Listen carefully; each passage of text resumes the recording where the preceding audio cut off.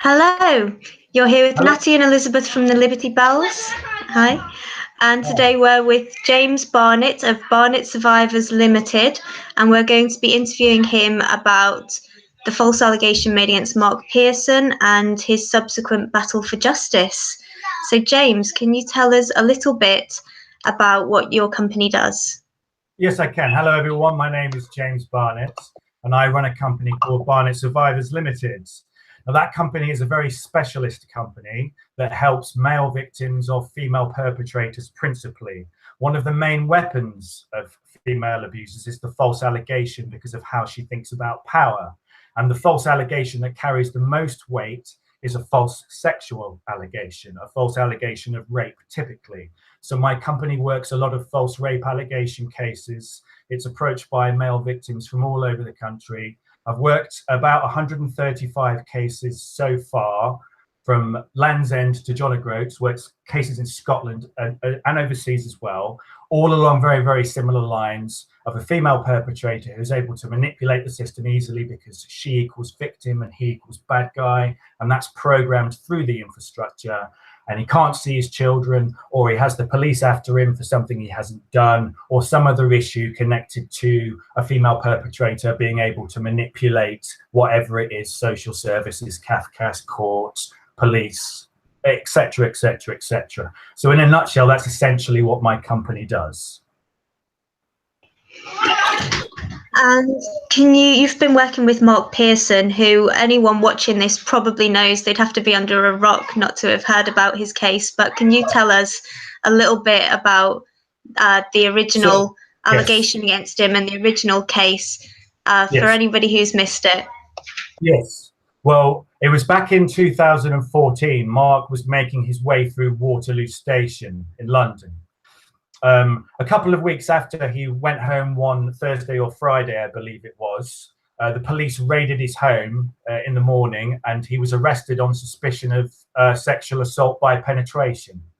What happened was that day, when he was just going home through Waterloo Station, he passed a woman who subsequently accused him of sexually assaulting her in the main thoroughfare of Waterloo Station. From that point, it seems, having looked at the evidence in the case, and I can't talk too specifically about that, it seems that the police force in question assumed Mr. Pearson was guilty immediately and didn't really objectively investigate the case. Mark protested his innocence all the way through the process. He was subsequently charged with this offence. The case went to trial, and Mr. Pearson was found not guilty in a very, very short time. I think the jury found him not guilty in only 30 minutes. From that point, Mr. Pearson made a number of complaints of the police force in question, asking them a series of questions about how could this have happened? I was completely innocent. Where was the innocence? Where was the evidence, I should say, against me? And he was continually fobbed off. He got more and more disheartened, and then eventually someone put him in touch with my company. And what I did when I took Mark's case is I looked at all the evidence and then subsequently made what was then an IPCC complaint, which will be an IOPC complaint now because the organisation changed at the start of this year. That IPCC complaint about how Mr. Pearson was treated was upheld. And then from there, a complete reinvestigation by the police force in question into Mark's case began a couple of months ago, with my company overseeing what that police force is doing. What I can say is the Crown Prosecution Service are implicated in this case because they failed to spot the same things that the police force in question failed to spot. And at no stage, according to the evidence I've seen, which obviously I can't talk about, but I have seen it, do either the Crown Prosecution Service or the police force in question have they actually looked at this case objectively? And I can say with confidence that they have not, because there's quite clearly exonerating evidence that they've deliberately withheld and manipulated and fabricated. I can't say what exactly, and I can't say which of those entities did that. However, the overarching mission seems to have been to get Mr. Pearson into prison by nook or by crook. And that's why things were pushed through. But the false allegation failed. He was found not guilty, and now we're in a position of holding those who tried to implicate Mr. Pearson to justice. And there's an international fundraiser connected to what will end up in court, whether that's down a criminal route or down a civil route or both. And the URL for that fundraiser we'll talk about in a minute, because I do know what it is, but I don't want to say it out loud. We'll write it down somewhere. Yeah, well, it's in the description. It's in the description for the video. Right. So can you what do you think and what do you feel about how the new investigation is going so far? Well, I'm sort of overseeing that investigation to an extent. So the officers, outside officers, were brought in not from the London and South area, but from another part of the country to reinvestigate Mark's case. I wouldn't say those officers necessarily report to me, but they do keep me in the loop as to the progress that they're making. And I ask them questions about, have you been able to establish X, Y, Z? And then they will answer me, we've been able to establish X and Y, but not Z. One of the problems is that the Crown Prosecution Service is under no obligation whatsoever to answer any questions by the police. Mm-hmm. So the police don't necessarily have the authority to ask searching questions of the Crown Prosecution Service. That said, it is possible to exert a degree of pressure over the Crown Prosecution Service using an Attorney General complaint. We haven't made that at this stage, but that might be something that we consider going forward. The Crown Prosecution Service are implicated in the same potential offences that the police force are definitely implicated in, because the IPCC complaint my company made alleging perverting the course of justice was upheld. So that means the Crown Prosecution Service have a case to answer. Not that they see it that way currently, but they will do it at some point. Okay. Okay, so just for those people that don't know what the IPCC is, can you just tell us what they do and who they're run by? Yes. Well, basically, the IPCC, as it was called then, is the Independent Police Complaints Commission, and it's their job essentially to police the police. So you might think of it as a kind of internal affairs sort of thing. At the start of this year, that organization changed to the IOPC, which gives them the organization of police investigations. The way it would normally work is you couldn't get an IPCC complaint until it had gone through the Professional Standards Department of the police force. So you had to make a professional standards complaint first in order to refer to the IPCC. Under the new rules, you can go straight to the IOPC. They have the power to investigate a police matter without the input or contact with that particular force. So that's a kind of a key difference. So sounds a positive difference. It is very much a positive difference, because one of the ways that police forces would get around the problem of trying to frame someone and trying to hide it would be the Professional Standards Department would deliberately obfuscate the complaints process, so that complaints would get held up within the police force in question, and there'll be no power of recourse to the IPCC as it was then for the person in question. Now they can be cut out of the loop, so that takes away that problem, and a person who has an issue with a police force can refer directly to the IOPC if they have sufficient evidence to do so, without going through the Professional Standards Department of the police force. There's a rare bit of good news. Yeah. So can you talk about what your main kind of challenges are going forward with Mark's case? Well, there are numerous challenges one finds in every single case. Obviously, no one wants to be caught out perverting the course of justice, because that carries prison time if convicted. The hegemony of the kind of radical feminism influence on the infrastructure is a gendered model of criminality and legislation, if you like, whereby he equals bad guy, she equals victim. And the whole infrastructure is programmed like that.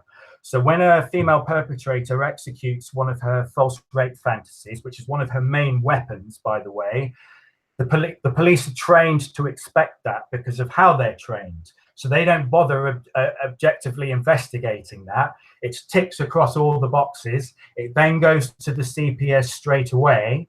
And the CPS, again, pass it straight through because of the current hierarchy of the CPS, but not just the current hierarchy, the whole hegemony of the CPS as well. So that something without any basis, because the female perpetrator is 100% committed to playing the victim, and she will do all the way to the end of the process. The police think that makes a good witness. The Crown Prosecution Service think that that makes a good witness. Therefore, she must be telling the truth. What they don't understand is that a genuine rape victim is extremely traumatized, is extremely conflicted, feels guilty, is hesitant, doesn't really want to go through with reporting it, has to be cajoled slightly. A female perpetrator doesn't have that problem. She will play the victim at the drop of a hat. And that's why it's kind of like the open gate policy of a female perpetrator playing the victim will go straight through the infrastructure. One false sexual allegation will immediately align services against a male victim. The police force will be against him. The Crown Prosecution Service will be against him. Even his own solicitor will be against him sometimes as well. So those men really are isolated. And that's essentially why I formed my company, to try and redress that balance slightly. Well, I'm glad that you guys exist, because I am part of the Accused.me Facebook group, and I read the stories in there every week. It's one of the groups that I go to for quite frequently to keep an eye on what's going on here.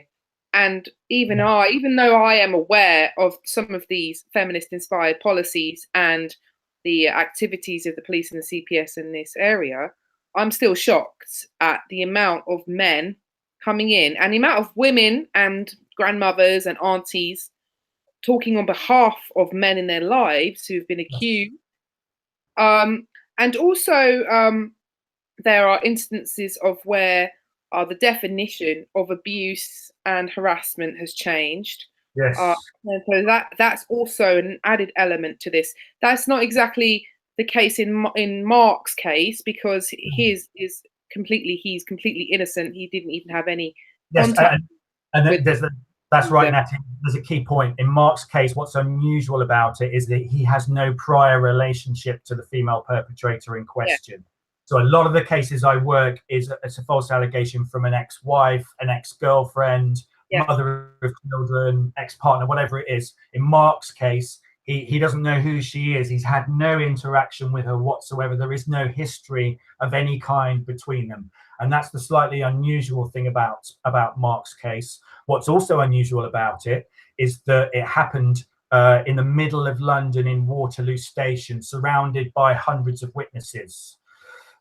With the whole incident, in inverted commas, recorded by CCTV, and that's unusual as well, because normally when a female perpetrator makes a false rape allegation, she'll say, oh, it was just the two of us, it happened at home, it was at night, I was asleep, I didn't consent to it, it happened so many times I can't remember the exact dates, that kind of thing. So there's no kind of corroborating or denying evidence either way. You know, it's how the police are trained, how the CPS is trained, the man who is always,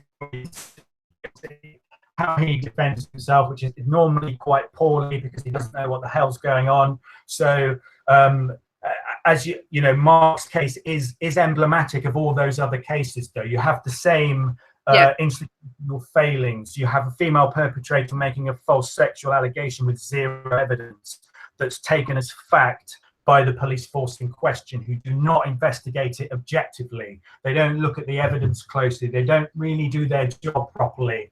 That case file then goes to the Crown Prosecution Service seeking a charge. The Crown Prosecution Service do the same thing. They don't really look at the case objectively. They just see tick, tick, tick, tick, tick, tick, tick, tick, tick. Here's another win. Here's another statistic. Here's another successful of serious sexual assault prosecution. And that's why Mark's case, Mr. Pearson's case, went to court. But what they didn't bank on was him being found not guilty in only 30 minutes. They didn't bank on that part. Also, what I'd say is that my company is specifically hired because I'm personally, and the people I work with are quite dogged investigators. And when you're trying to frame somebody for a sex crime that they haven't committed, there's always a slight trail left behind. And when I take a case, it's just a question of finding that trail of that little mistake that they've made, that little too confident in the frame, a little bit sloppy, whatever it is, and then following that to the end and then exposing the whole shebang. And that's something that I've done multiple times in multiple cases all over the country. Okay, well, I think it's safe to say that me and Elizabeth and everyone who's interested in this stuff are extremely happy that you guys are dedicated to this cause, because I'm sure that you are inundated with these kinds of complaints. I just assuming that. Would you say that's? Yeah, I'm very busy. Yes. So even before this little chat, working a case whereby a female perpetrator had abused a child, and in order to evade justice had fled the country. She's due to be returning to the country at a specific time and a specific date in a specific location. And so the objective in that case is to get the police force in question to be there to arrest her. Now that sounds relatively straightforward, but again, because he equals bad guy, she equals victim, it's going to be a mission to get the police to do their job properly in that case as well. As it is with all cases where one is working with a male victim and there's a female who's accused of abusing children or violence against him or sexual violence against him or a false allegation against him or whatever it is. You encounter the same resistance, the same issues, the same problems. Well, let's take a step back for a second. For those people who may be watching, who don't understand what you're talking about when you're talking about female as victim and male as perpetrator, me and Elizabeth Liberty Bells are aware of the belief called listen and believe, which CPS seem to have taken up. Oh, yes, yeah. I mean, you're an expert in this field, so I want you. I could talk about it, but I want you to talk about it. You know exactly what you deal with this stuff all the time. So, could you just give us a quick tell us what this policy is and when it was implemented and how it's used, and also for those who want to find out a bit more, especially men who've been falsely accused. Yes. If they want to have a look online to find out about this stuff, and sometimes because we're associated with guys who are interested in men's rights and we champion that cause and lots of those issues, sometimes people who have no idea about this stuff feel very wary about taking information from sources like from them, because they don't feel they're going to be biased. So they could be biased. So if you could give a good indication where people could find out objective information about these policies. So just tell us when it started, how they implemented it, how they implement it now, and where people can find out information that is not going to be biased in any kind of way. Yes. Okay. Well, let me start at the beginning. In terms of when it was implemented, it's a few years ago. I can't remember which exact year, but ever since I've incorporated my company, I've been fighting it, which is again a few years. The way it works is when a woman, and it is specifically a woman, and it doesn't work the other way around when a male does it. When a woman accuses what is often a male of any kind of sex crime, that is taken as believed. The listen and believe policy. So instead of the police force sort of taking that statement and thinking about it objectively and thinking, well, is she telling the truth? Is she not? Maybe she is about this part, but this part can't be true. Or, actually appraising the evidence. What instead they do, the listen and believe policy says, we will believe all of it, hook, line, and sinker. That's the way the policy works. What happens then is that in the experience of my company, in the cases my company has worked, the police force in question will then try and make the evidence fit the allegation that's made by the female perpetrator. So female perpetrator goes into a police station and recycles a rape scene from a film she's seen, a sexual assault story from 50 Shades of Grey or whatever it is, which has happened incidentally. You can look that up online. It has happened. Instead of the police force looking at that objectively, they will believe it hook, line, and sinker, and then try and implicate that male victim in the allegation that's made. But they don't take it as an allegation, they take it as facts. That's the listen and believe policy in a nutshell. There is no objective analysis of evidence. There is, you listen and you believe, period. And then the pressure, as we know, is put on police forces by the current CPS hierarchy to secure convictions of rape and sexual assault. They have quotas to meet issued by the current CPS hierarchy. So female perpetrator goes into a police station, recycles what is obviously a rape fantasy, or it's not really a rape fantasy, it's a rape scene she's read in a book, seen in a play, watched in a film, whatever it is. Interestingly, on that note, a lot of female perpetrators frequent genuine female survivor groups to pick up tips about how to play the victim. So she goes armed with the necessary tools to completely gaslight the police, which doesn't take very long to do, incidentally, because of how the police are trained and the listen and believe policy that we're discussing. From that point, as I've said, the police will then seek to implicate that male victim to make the evidence in the case, the facts of the case, fit with what has been alleged against that male. That's what I've encountered hundreds of times. And the way they do that is by withholding evidence that will exonerate him, by fudging evidence slightly. That happened in Mark Pearson's case with the CCTV time code, but I can talk about that another time possibly.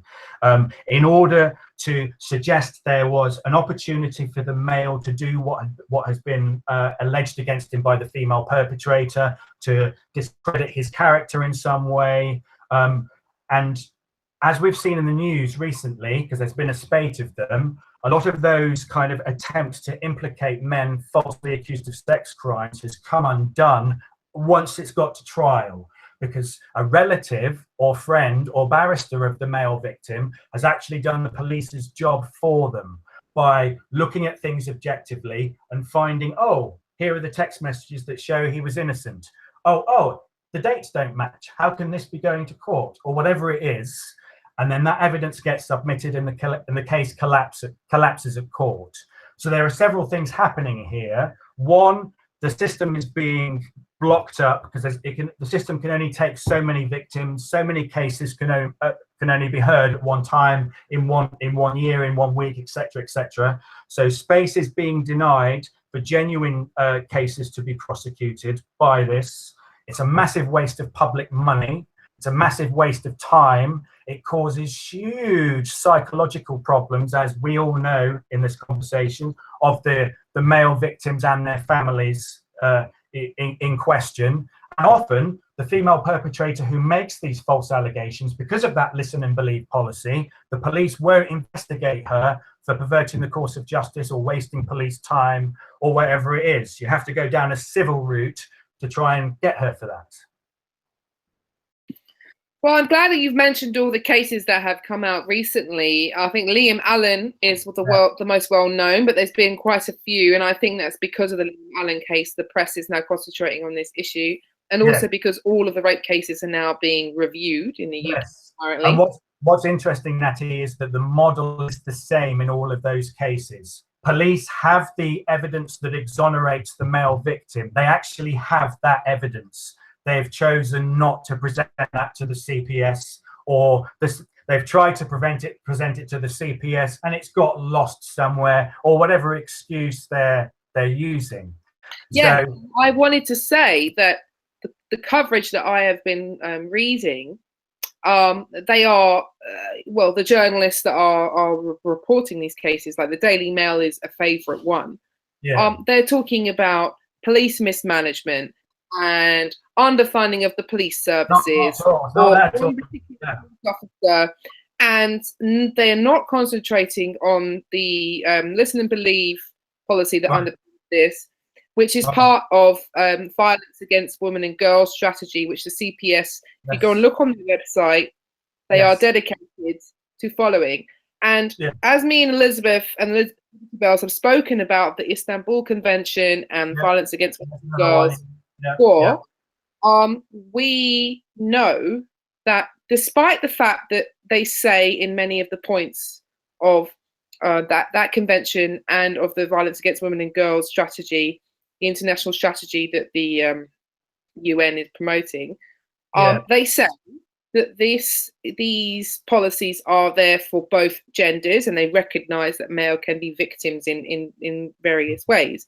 But the whole strategy is completely focused on violence against women and girls, and it also says that violence against women and girls is a gendered problem that is a result of historical oppression due to patriarchy theory from feminist theory.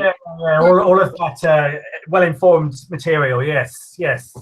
And so what I'm saying is that even though I'm extremely pleased, I'm sure you are, that these reviews are happening. Yes.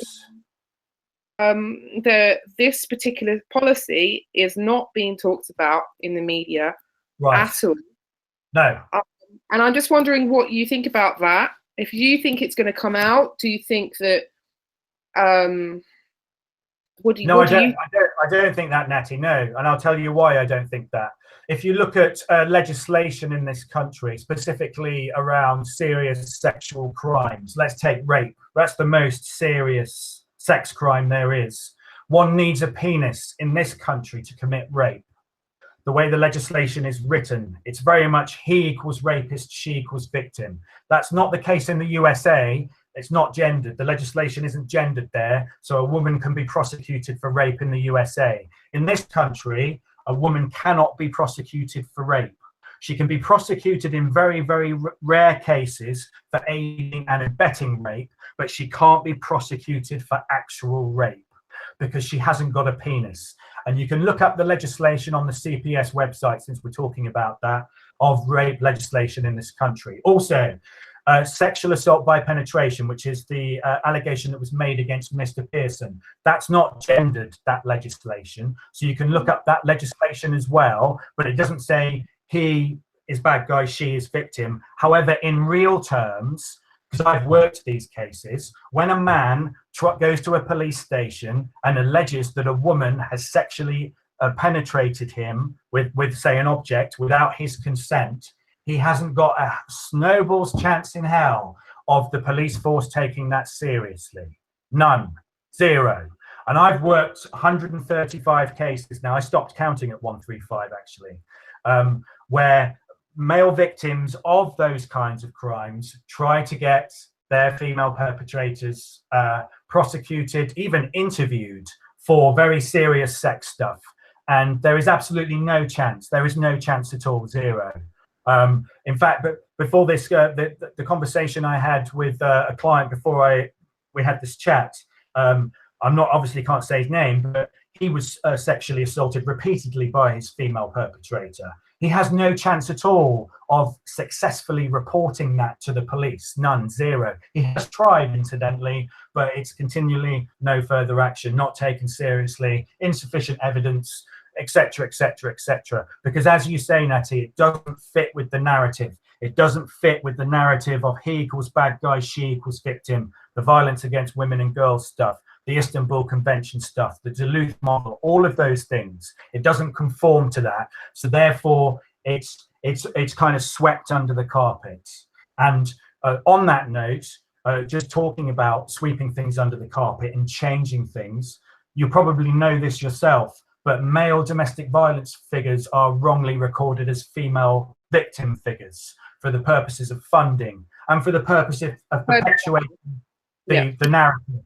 The false narrative of she equals victim, he equals bad guy, you know, and that's a kind of an institutional thing as well. So as a society, we generally struggle to accept a woman can be evil as man, and you can cite lots of examples of that kind of thing as well.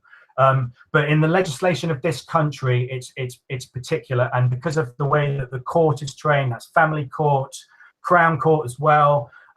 You know, and you'll probably know this too, just on the note of Crown Court, which is where all the serious crimes go, Crown Court. The number one outcome for a woman at Crown Court is dismissal. That's the number one outcome. It's not. So what we're dealing with out there essentially is an apartheid, for want of a better description. It's the idea that if you're a male victim, you don't fit with what should be happening, therefore you are invisible.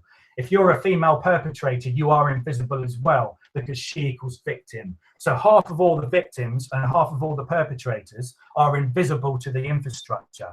And that's why we're seeing a lot of these false rape allegations coming undone at court very recently, because people are starting to realize, hang on a minute, the police aren't looking at all of the evidence. They're not investigating it objectively. The CPS don't seem to be understanding what's going on here. How can they possibly authorize the charge in this? There is no actual evidence for this.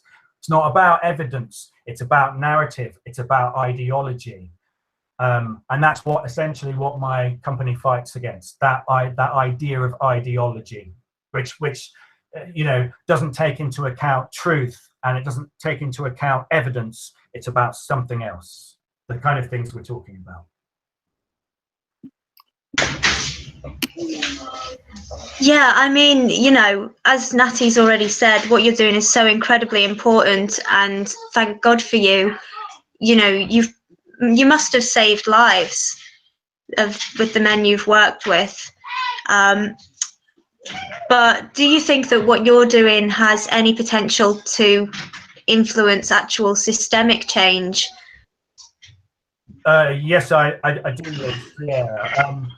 So in Mark Pearson's case, and I'll just talk about that case since this chat, we need to try and focus on that a little bit. Is that they're on the table at the moment? There is potential perverting the course of justice charges for various parties. There's potential perjury charges for various parties. There's potential contempt of court for at least one of those parties, and that's just on the criminal side. On the civil side, there's most definitely malfeasance in office, which is just a generic one, and possibly discrimination, other things, but that's quite serious stuff. And my company is overseeing the police investigation into that case, which means I'll be steering that light, that torch that's shone on the dark corridors of power that exist quite keenly, because I'm interested in a kind of a social change. I'm interested in the idea of that this kind of ideology that we're talking about, this narrative, it isn't about individuals.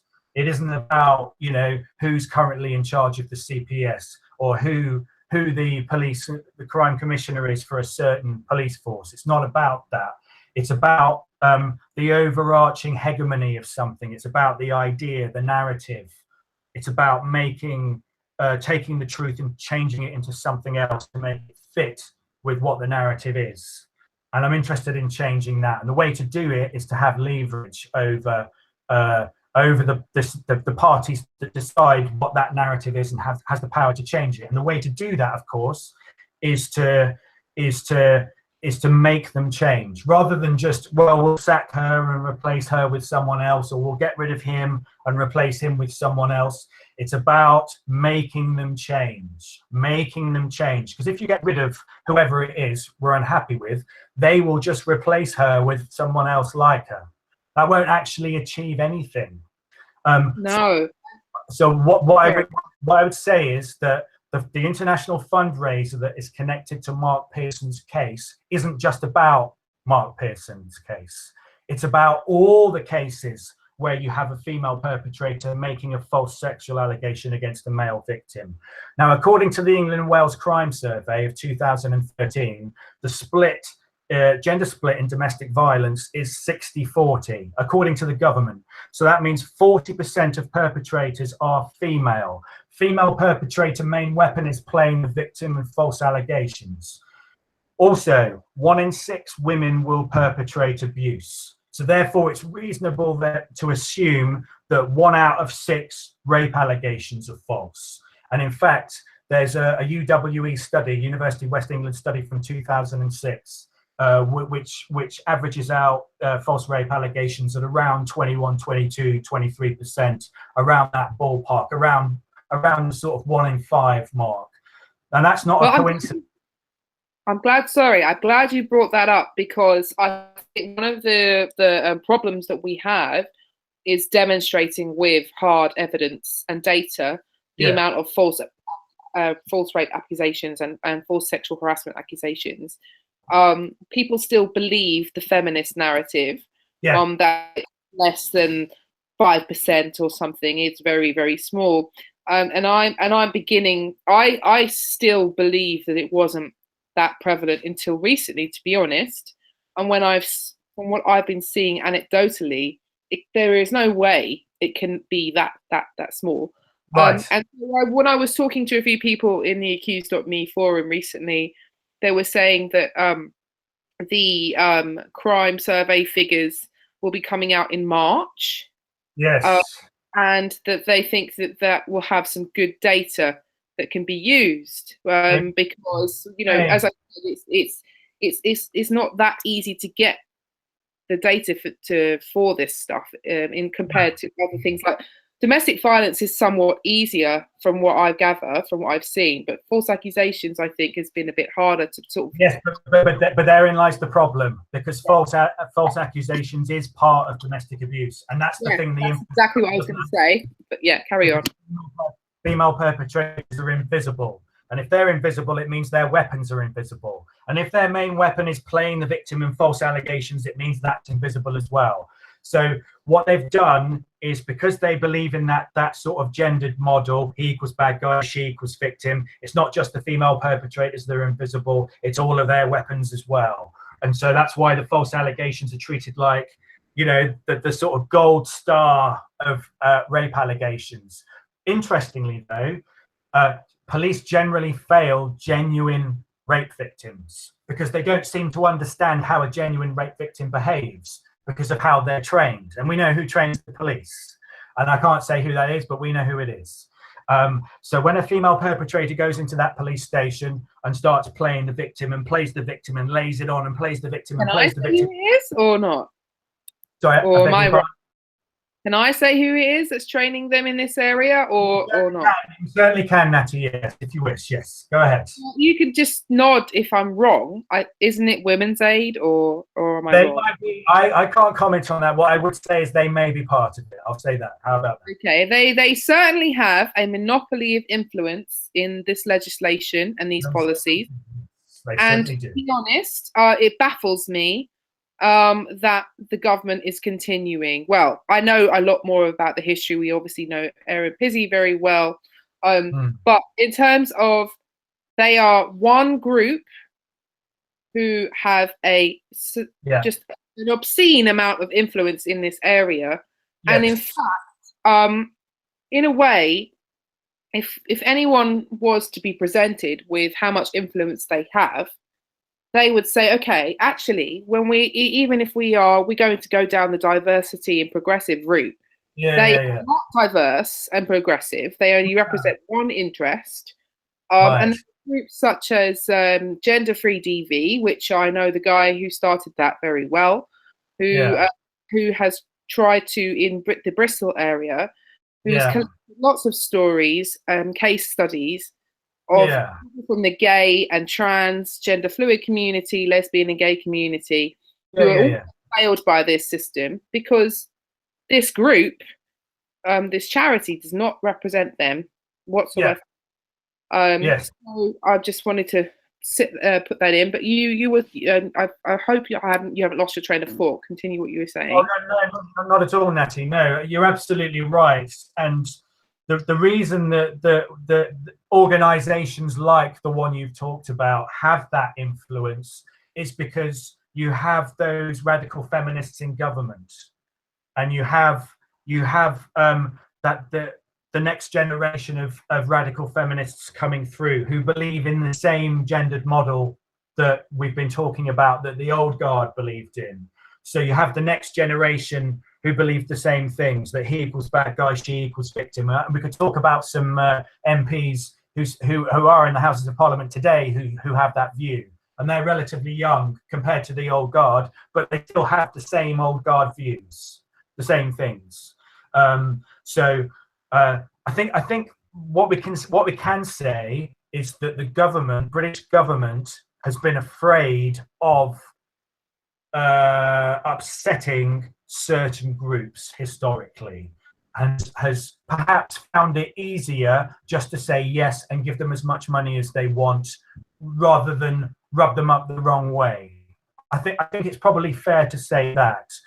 I'd also say that as we know, we'll just talk about philosophy for a second, that power corrupts, and absolute power corrupts absolutely. And that's Lord Acton, British Raj, India.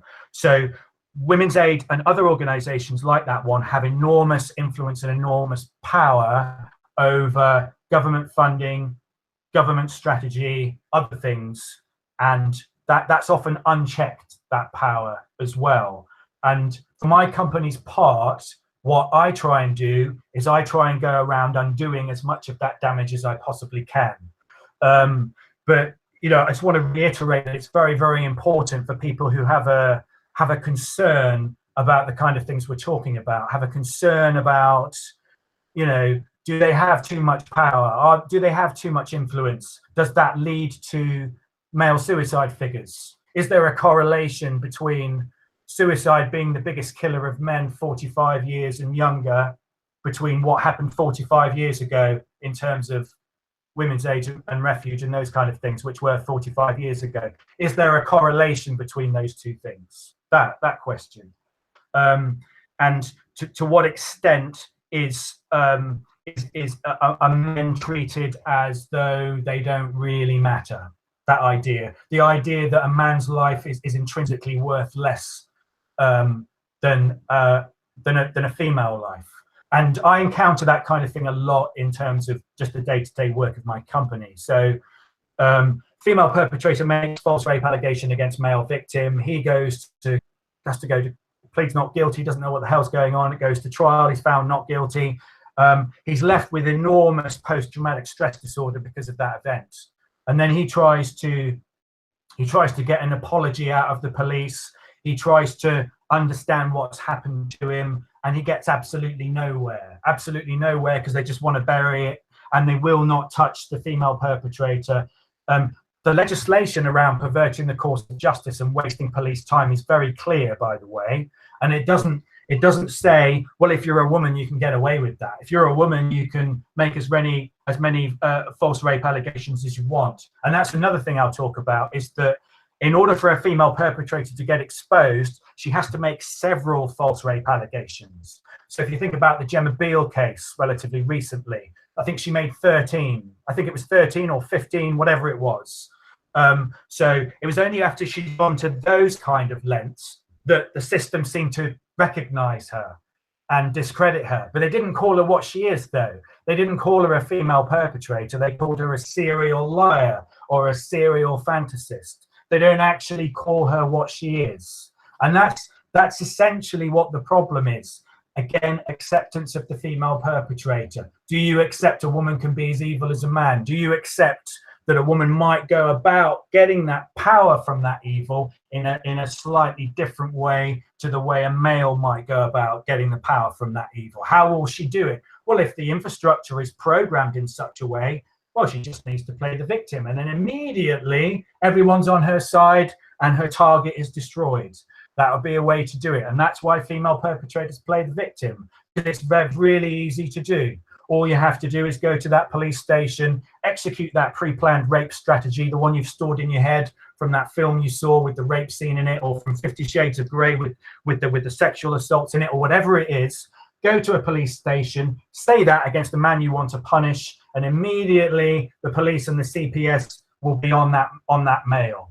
And he won't obviously understand what's going on. His own solicitor won't identify what's going on. So that solicitor will generally be useless in that event. So I would just say another one of the things my company does is, I wouldn't say train them exactly, but I have conversations with barristers and solicitors, and I do what I can in terms of educating them about female perpetrator weaponry, how female perpetrators think about power, what the effect of those weapons are on the male victim as well, their clients, in other words, and how best to represent their client, how to defeat a female perpetrator at court, those kind of things is another one of the things that my company does.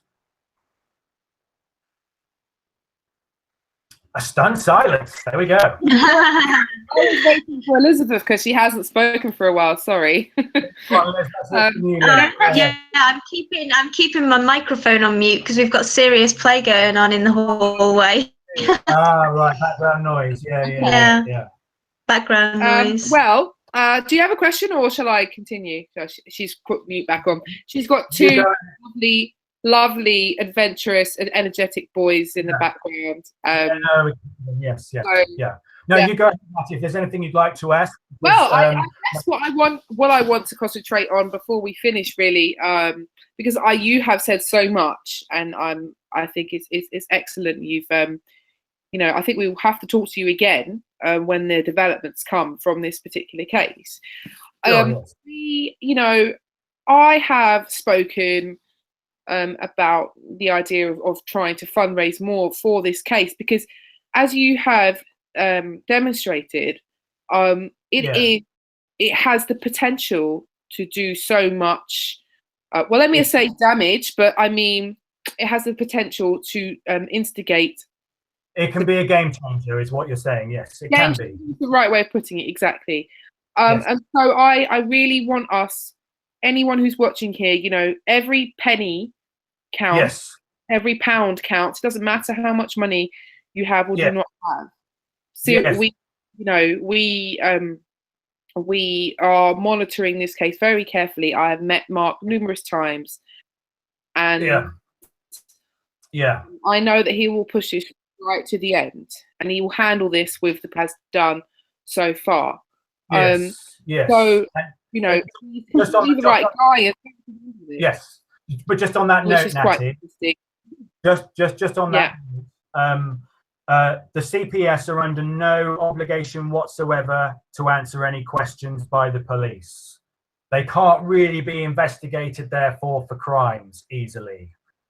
The way to address CPS issues is to launch a private prosecution against them, and that's essentially why this international fundraiser was begun, to raise funds in order to bring civil charges against the Crown Prosecution Service. There's all sorts of evidence that I can't really go into as to their collusion with the police force in question in Mark's case. And it's not just Mark's case, it's hundreds of other cases, and thousands indeed nationwide that are failing at court because somebody has done the police and CPS's job for them by finding that text message that exonerates the male victim, or finding the dates don't match, or finding part of the false allegation is not lifted verbatim out of this book. She's recycled it, or whatever it is. And so this fundraiser and Mark's case and other cases like Mark's case can really, really change things, because it has the power to put lots of uncomfortable influence on the powers that be. And as I've said, the objective, as far as Mark and myself is concerned, is not regime change in the Crown Prosecution Service at all. It's to change how they think. It's to change the methodology of how the CPS looks at cases, to address the listen and believe policy that you mentioned, Natty, as well, because that opens the door for female perpetrators, which will be 1/6 of cases on average. So you're letting through 1/6 of all cases will be false, give or take one out of 5, 1 out of 6, whatever it is. It's around that ballpark figure. Well, I was just going to say that on Twitter recently, I came across a conversation with a lawyer who was saying that the CPS has targets, internal targets for these types of sexual assault cases. That's right. Yes, they do. And yes. It's not publicly known that they have these targets, and I just wanted to see if you knew about that. Yes. You're only going to find out about this from someone from the inside, and that's what it is to be anyway. Well, what I say about that is that I'm not actually inside the CPS at all. My company is entirely separate of just about everything, and it has to be in order to do what it does. But it's very, very obvious that those targets exist when you see the police cutting as many corners as they do to try and secure convictions. When you see a police force deliberately withholding, mislaying, manipulating, whatever it is, evidence that clearly exonerates that man, then they're doing it for a reason. They're not just doing it for fun. They're under pressure from somewhere to do that.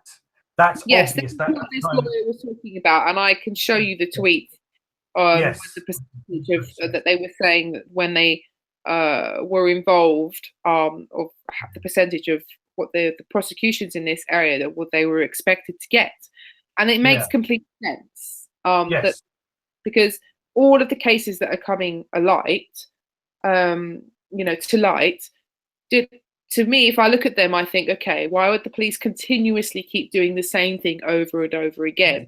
The same model again and again and again. Yes, exactly. Yes.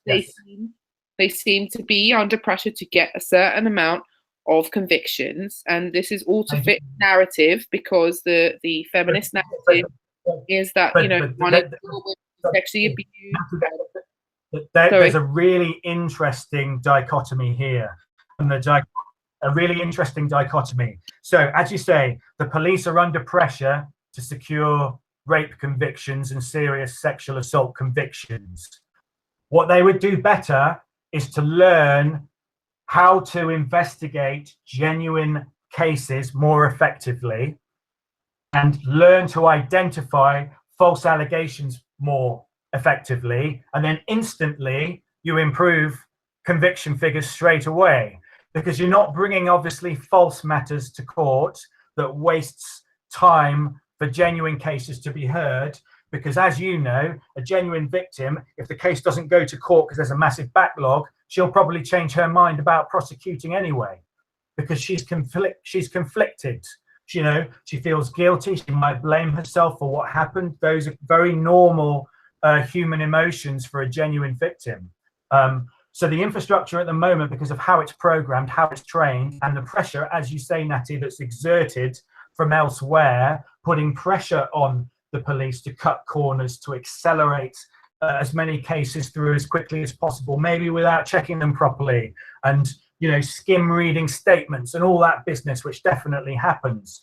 All that does, and now that we're seeing it, is they're left with egg on their face now. And that's why the current CPS hierarchy is embroiled in all sorts of scandals presently about the idea of framing and under pressure, and the lady in question, her position is under pressure because of that. So all they have to do very simply is accept that female perpetrators exist. That would be the first thing. And then the second thing is learn to identify the difference between a genuine victim and someone playing the victim, because they're very clear signifiers. It's not difficult to do. It's quite straightforward, actually. And that's all that would need to happen. I could teach them that in perhaps half an hour, 15 minutes even. I could teach them that. But as you say, that's not part of the plan. That's not part of the narrative. What money does that make? It doesn't make any money. So the idea of money. Sorry, I had a couple more questions for you. Sure. One of the incentives for female perpetrators is to claim money for being a victim. Yes. One of the things that most people don't seem to know is that if their case gets taken up, well, in fact, they can even make a claim even if their case doesn't become successfully convicted. They can get from the taxpayer, essentially. Yes. I just want to pick up on that point, Natty. There's two things going on there. The motivation for a female perpetrator making a false allegation is not financial. It's to do with how she thinks. No, but it's an added incentive. Yes. Well, no, it's more to do with the fact the infrastructure throws money at her because she equals victim. She's not doing it for that reason. She's doing it to create an audience to feel false empathy for her. That's why female perpetrators make false allegations. It happens at a pathological level. The financial incentive, for want of a better description, is almost an afterthought. It's because the system is set up to reward woman as victim and persecute man as bad guy. It's set up to do that. So when a man is a victim of a female perpetrator sex crime, he hasn't got a hope in hell of getting any compensation, not that he'd be going after that. He hasn't even got a hope of the police taking it seriously in the first place, let alone investigating it, let alone passing it to the CPS for consideration of authorization of a charge, let alone the CPS looking at that objectively and authorizing the charge based on the evidence presented. He's got no chance of that happening because the system is set up to reward woman as victim. She equals victim, he equals bad guy. And that's why money is thrown at women who make false allegations. It's not the reason, though, that female perpetrators make those false allegations. It's an extra little reward on the side because of how the system is programmed. Yes, and there's also been a lot of calls in the press for a register of false accusers, or for at least that when a male is accused in the press, until he is proven to be guilty, his identity should not be known. Yes. And someone who makes a false accusation is always going to be anonymous because that's the way the legislation is now too. Yes. So what do you think should be done about that particular issue? Do you think it should be a register, or do you think they should have stronger punishments when they make accusations? Do you think that male accusers... Definitely, most definitely that the second one, the idea that the female perpetrator is punished. If you think about a false allegation register, that's problematic to set up, because what you might have is genuine rape victim is conflicted and the police don't do their job properly, and therefore and so the case doesn't go anywhere, and the genuine rapist is not brought to justice, but then he turns that round to say, oh, I'm a victim of a false allegation, because there are some celebrities who do that, incidentally. That would be wrongly recorded as a false allegation, but it isn't. It's to do with police failure of not representing genuine victims properly. So it's quite difficult from that perspective to have a register whereby you can definitively put one case in that's a genuine allegation, that's definitely a false allegation.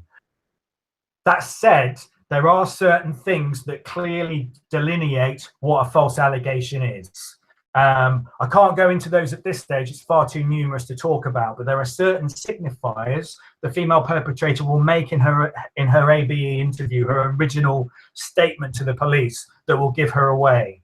Do I think that the idea that anybody accused of a serious crime should be anonymous in all cases? No, I don't, and I'll tell you why I don't think that. I think it's important for people to talk about false allegations. I think it's important for us as a society to accept they exist. I think it's important for men to stand up and show their faces and say their names and say, I'm the victim of a false allegation, this is a female perpetrator. I think all that needs to be blown up and shown to society. And I would encourage, therefore, the naming of anybody accused of any crime to be released, so that they can defend themselves robustly and shine a light on the process that's led to them to be accused. That's the position that I would take on that, because fundamentally, female perpetrator is invisible. Her weapons are invisible. Man as victim is invisible. Male victim is invisible. All of those things. Male suicide is invisible as well. So I would encourage a light to be shined on that. So if you are accused of a serious crime, I absolutely think you should be named, and you should have a chance to defend yourself robustly, and you should have an opportunity to hire a company like mine to represent you, to shine a light on the corruption that's led you to that point, so we can expose all of it. That's the position that I would take. Okay. And Elizabeth, have you got any questions before? Well, I was just wondering, because I've kind of had this debate before, and I feel kind of like I'm leaning towards your view, but I would add that, you know, alleged victims should not have anonymity either. What do you think about that? Well, that might stray into perverting the course of justice slightly. Because if you have a genuine rape victim who's made an allegation against a man of rape, and then he's named and she's named, and he is actually a rapist, what he wants is he wants that allegation to go away. So he'll just get somebody to exert some sort of pressure on her because he knows who she is now, and he might know how to find her and those kind of things. So we need to be very, very careful about releasing the names of people who make allegations of a serious sexual nature. What we can do is we can release the names of people who've made very, very serious allegations that are proven wholeheartedly to be false, of which there is zero evidence, because there's always a trail left behind. When the police are forced to frame a male victim, it means there's no evidence to begin with. Because if there was any kind of evidence, they would use that to get him to court. But they don't do that. They manipulate things, they fabricate things, that sort of thing. So therefore, there is zero evidence. So you can quite clearly see what's a false allegation and what isn't by the idea of evidence. And you can quite clearly see what a genuine victim is, as opposed to a female perpetrator playing the victim. That's very clear as well. Genuine victim is conflicted. She feels guilty. She might blame herself for what happened. She doesn't want her family to find out what happened, those kind of things. Female perpetrator will play the victim 100%, lay it on consistently, appear to be a really, really strong witness, and tick all the boxes for the police and tick all the boxes for the Crown Prosecution Service, and then to court it goes. And so that's basically what's going on. Okay. I thank you so much for joining us. I don't think I have any more questions. I think that you've covered everything. What do you think, Elizabeth? Yeah, it's been really interesting. I think that's going to be very useful for people. Thanks very much for your time, James. No worries. It's been my pleasure, guys. Thank you for having me. Thank you. We've put the URL link to Mark's fundraiser. Yes. And we'll also put the link to Gender Free DV that I mentioned, the CPS website.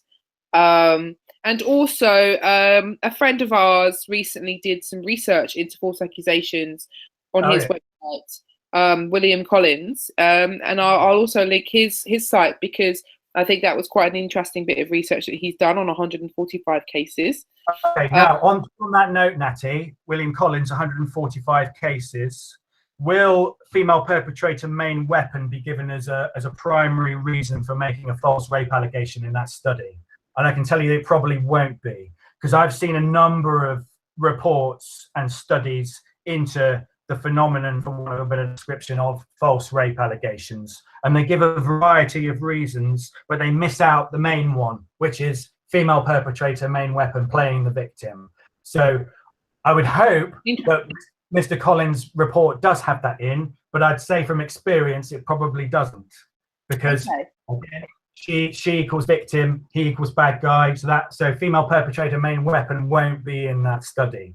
Do you have any links that people could have a look at in terms of the psychological profile or any information about female perpetrators? Yes, I mean, what I'd say is there are a number of articles that my company and myself have written on this subject, which can be found on my social media pages, the social media pages of my company, my LinkedIn profile, those kind of things. So all you have to do is go onto Google and search for any of the company's social media pages, and it will instantly bring up a number of sort of studies talking about cases, little articles, little reports, all of that sort of thing, which shines a light on the kind of things we've been talking about. Okay, great. Thank you so much for joining us. All right, thank you. Cheers then. Bye. Bye-bye. Bye-bye. Bye-bye, Natty.